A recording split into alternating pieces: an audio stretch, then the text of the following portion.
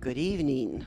The Dolores County Broadcasting Network presents the DCTV 4-H Evening News Program for March the 13th of 2019. Our camera people are Devin and Hannah. Video and sound engineer is Lynette. Prompter and teleprompter Myra. Our news anchors are Mr. Green, Miss Maggie, and Mr. Daniel. Our meteorologist will be Sativa. And news director, LL really scrambled him again. And now for the news. Welcome to the DCTV 4-H Kids Evening News Show. Help us keep our news show on the air by becoming a sponsor. You can buy sponsorship by calling 970-677-419. That's 970-677-419. Now for the news. Hi, I am Daniel, and our first story is from the Journal.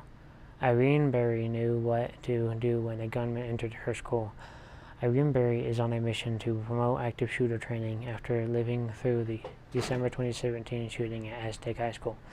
Berry, an English teacher who lives in La Plata County, couldn't hear the shots because she was in an adjacent building on the morning a 20-year-old man entered the school and killed two students, Casey Jordan Marquez and Francisco Paco Fernandez, both 17 years old. But Berry did hear the school go into lockdown over the school's public address system, and she heard a vice principal yelling in the hall that there was an active shooter. She gathered her students into one corner of her classroom, covered the window, and kept them as silent as possible. As one of the 20 district employees who had attended active shooter training, she prepared to take precautionary steps and keep her students informed of what to expect during an unthinkable event. I told my students, no matter how long it takes, we're going to be evacuated, and this is what it's going to look like, and it felt very secure in having that knowledge. When the sheriff's deputy and the principal arrived at the door of her classroom, Berry knew from her training to take extra precautions before opening the door. Berry and a football player stood at the door with golf gloves, ready to fight in case a shooter was outside. Fortunately, it was officials who had come to evacuate the class. During the Christmas break after the shooting, Berry started writing a book about her experience, in part to remember the students who died, and in part to help other teachers understand the reality that such events can happen. We want to message out there that yes, you can survive it, but you can't ignore it. Her book, Surviving a Rural High School Shooting, was published last year by a New York-based company with approval from her principal. To improve school safety, Berry said she wants active shooter training required nationally. In 2018, 114 people were killed or injured in 24 school shootings, according to Education Week. Berry said she also wants tighter gun laws, in part because the Aztec shooter was sold a firearm after he was investigated by the FBI in 2016 for making comments online about a mass shooting. And it is important for teachers to accept that a shooting could happen in their school. This is a national crisis, really. This story is from the Journal with... Is it still me? Okay. Red Mountain Pass may open next week. Red Mountain Pass will remain closed through the weekend as state crews work to clear the U.S. Highway 550 of snow and debris from avalanche vegetation done earlier this week. The Colorado Department of Transportation has two crews working on either end of Red Mountain Pass to clear snow. It hopes to have the pass open early next week, possibly Monday, said Lisa Swans, spokeswoman for the CDOT. The pass has been closed since 11:30 p.m. Sunday. The Highway Department planned to conduct avalanche vegetation Saturday morning, and the results from that work will describe exactly how early to pass will be open, Swans said. Some parts of Highway 550 along the mountain pass are covered in 40 feet of snow and debris, Swans said. said conditions on the road have been tough on equipment, and high avalanche danger in the mountains have kept crews from working certain areas. The crews are working hard, Swan said. It's been really tough conditions. It's been a historical year for avalanche across the state. And now, in a totally unrelated new bit, the Ute Mountain Tribe hosts Solar Open House. An open house for the Ute Mountain Community Solar Project was held on March 12th today at the Toyot Community Center from 5 to 6 p.m. This story is from Durango Herald. Much of world bands Boeing jet involved in Ethiopia crash. Much of the world, including the entire European Union, grounded the Boeing jetliner involved in the Ethiopian Airlines crash or banned it from their airspace, leaving the United States on Tuesday as one of the few remaining operators of the plane involved in 2 deadly accidents in just 5 months. The European Aviation Safety Agency took steps to keep the Boeing 737 MAX 8 out of the air, joining Asian and Middle Eastern governments and carriers that also gave in to safety concerns in the aftermath of Sunday's crash, which killed all 157 people on board. Referring to the Lion Air crash in Indonesia that killed 189 people last year, European regulators said that similar causes may have contributed to both events. British regulators indicated possible trouble with a reportedly damaged flight data recorder, saying they based their decision on the fact that they did not sufficient information from the recorder. Turkish Airlines, Oman Air, Norwegian Air Shuttle, and South Korean airline Estar Jet were among the latest carriers to halt use of Boeing model. Ireland and Netherlands, Malaysia, Australia, and Singapore suspended all flights into or out of their cities. A Turkish Airlines official said 2 Britain-bound planes returned to Istanbul after British airspace was closed to aircraft. The official spoke on condition of anonymity because he was not authorized to speak publicly. U.S.-based Boeing has said has no reason to pull the popular aircraft from the skies. It does not intend to issue new recommendations about the aircraft to customers. Its technical team joined American, Israeli, Kenyan, and other aviation experts in the investigation led by Ethiopian authorities.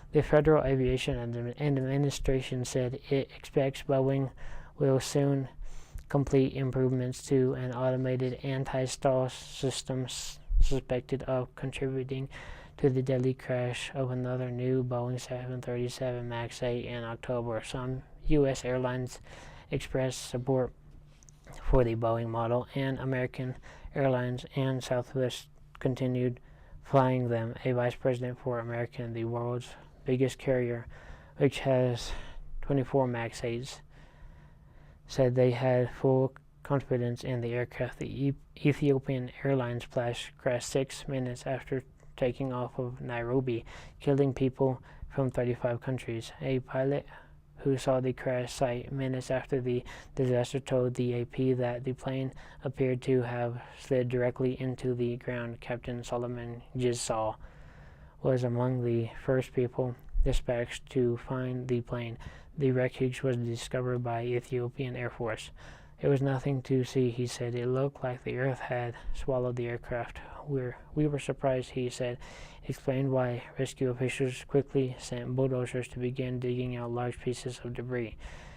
Ethiopian Airlines, widely seen as Africa's best managed airline, grounded its remaining 4 737 MAX 8s until further notice. The carrier has been using 5 of the planes and was awaiting delivery of 25 more. The stories from the Denver Post with Maddie.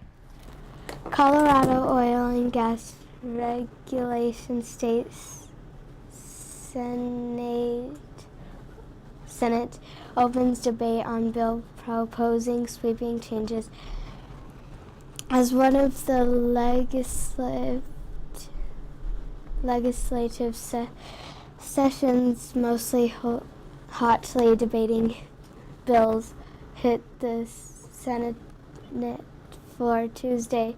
It appeared in the intensity surrounding what have been calling most sweeping oil and gas reforms the state has seen wasn't letting up when Senate Majority Leader Steve Feinberg and Housekeeper Casey Becker announced Senate Bill 181 on March 1st. They said it was a comprehensive overhaul of how oil and gas are regulated, but also a common sense measure.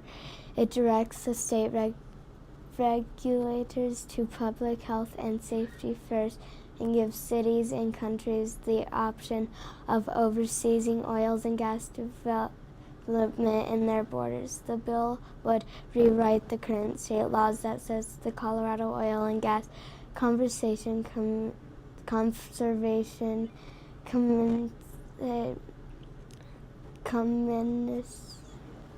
Commission must protect public health and safety while also fostering development.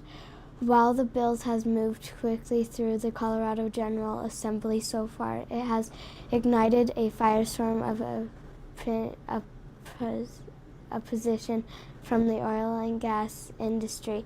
Elected officials who were areas and among the state's top energy producers and some businesses and trade associations. The bill passed 3 Senate committees on party line votes.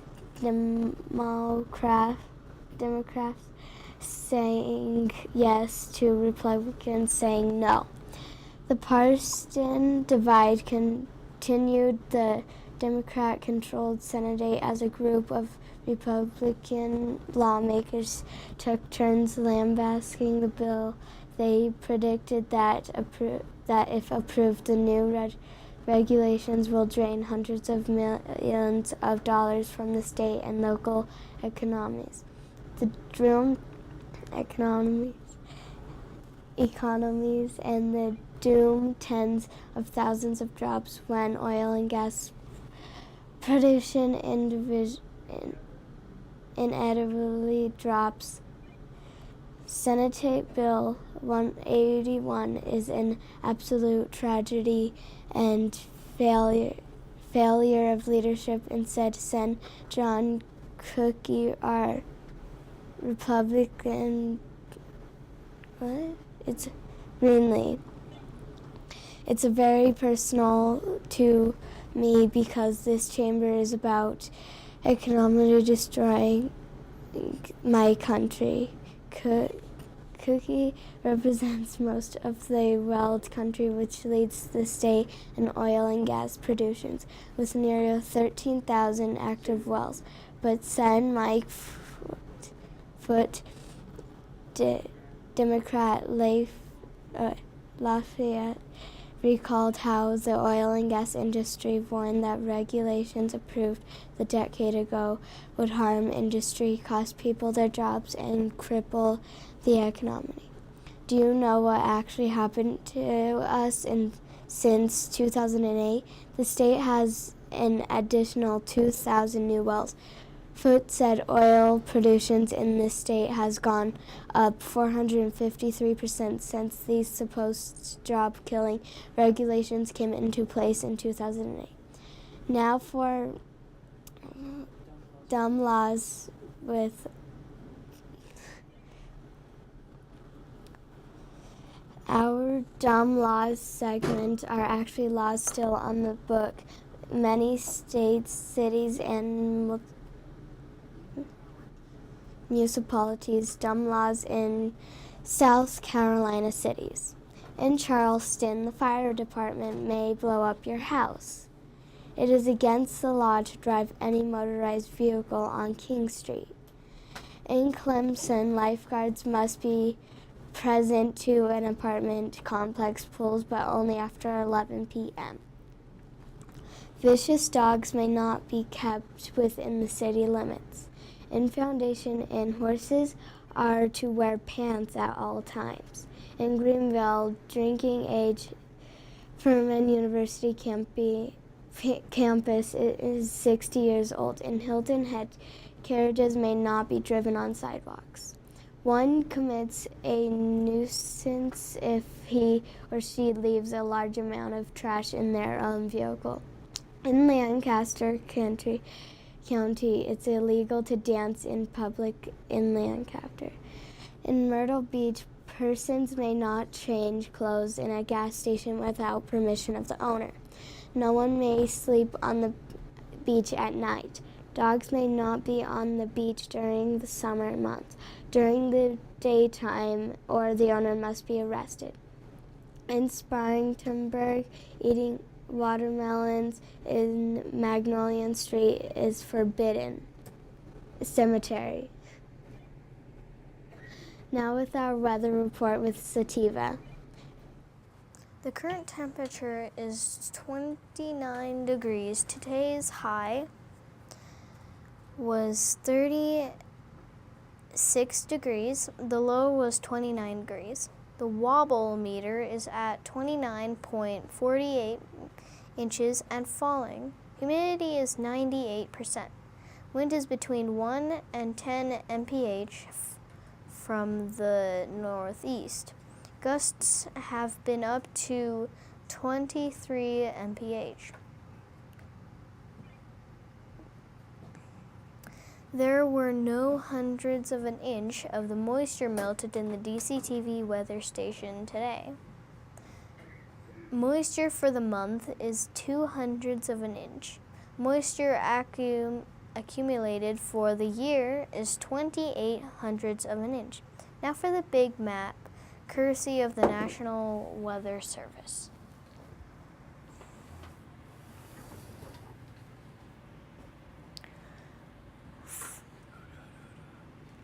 For a change, the west coast is all clear.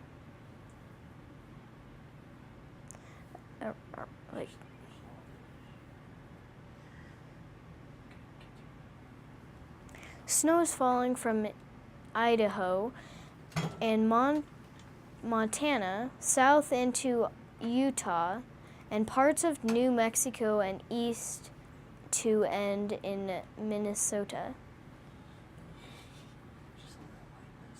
All this white here. All this. Some rain is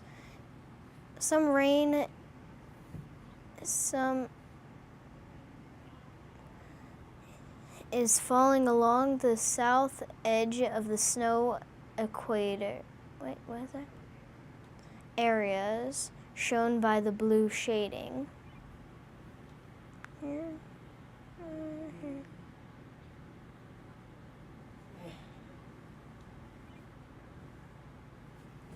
The center of the country is getting snow and rain mixed together, starting in Texas into Nebraska and Minnesota, ending in North Carolina and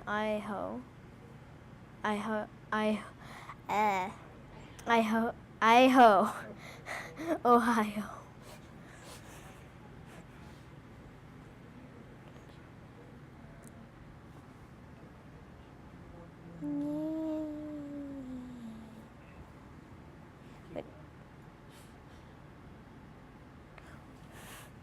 From this tan line east, it is clear except for the following.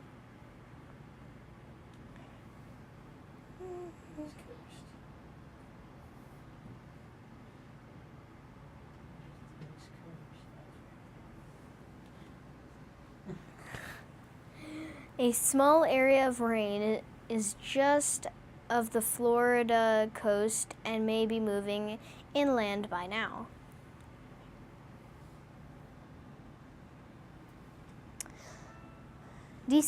Here's our exclusive DCTV 5-day forecast.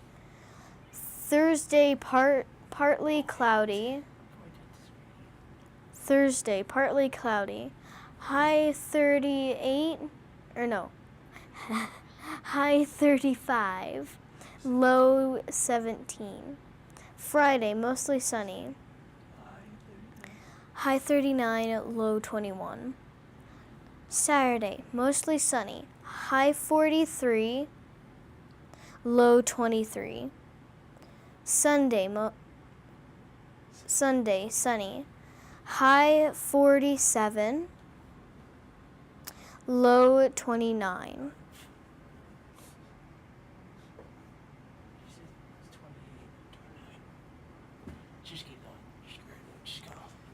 Now for the Snowtel report, which is the amount of snowpack in the mountains across the state. We hope it will be helpful for our farmers and skiers. Statewide, the snowpack is at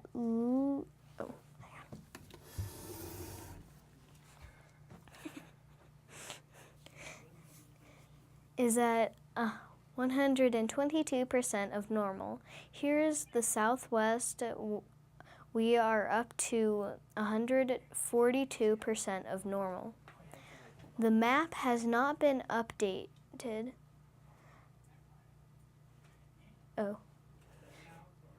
Now for our climate change report. CO2, carbon dioxide, is considered a greenhouse gas and is one of the principal causes of climate change. CO2 traps heat in the atmosphere, which causes climate instability. This results in significant variations worldwide of moisture and hot and cold temperatures. But the general climate trend is that the planet is slowly warming. Therefore, it is important that we report the CO2 change. The following are the CO2 numbers in parts per million. Last week, 112.40. 2 weeks ago, 410.98. Last year, 408.78. 10 years ago, 388.42. 50 years ago, 325.64 years ago. Thanks to Dr. Peter Tans of the National Oceanographic and the Atmospheric Administration and Michael McGee of the CO2 Earth Network for providing this information. Remember, you can help keep our Kids News show on the air by buying a sponsorship. To become a sponsor, call 970-677-4119. That's 970-677-4119. Thank you. Now back to our news director. And that's the end of today's DCTV 4-H news program. This is your news director, LL, really mixed up and scrambled M, saying good night and thank you for watching. And aren't our kids amazing? The two younger girls today are excellent readers, very little help with their words. We're very proud of them.